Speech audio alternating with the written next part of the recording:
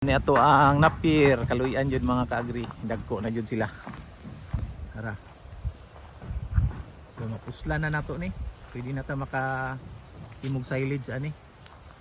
Nya nana po tayo napalit day nga chopper mga kaagri, katulad kung kuan, simple nga chopper dili kayo mahalon. Para makaserve lang sa ato ang purpose no. Pila ra man ni kabuk atong mga chop ani. Unya na ta mo palit og katong mahalon.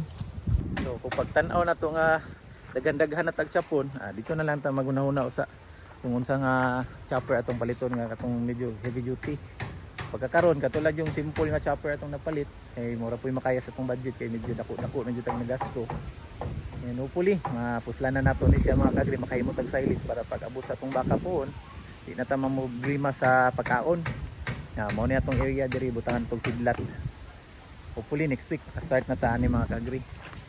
So daghang salamat sa inyong pagtan-aw mga kaagri. I hope na ma-inspire pud mo no, maka-budget pohon, makahimo pud tag kahimo pud mong ingani.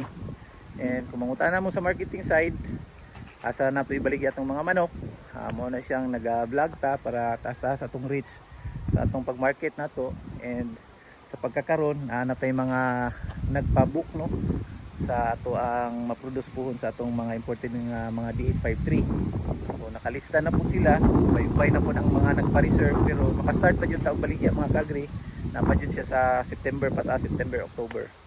Hopefully kanang maka-produce tag sakto o makahatag ta sa inyo diya.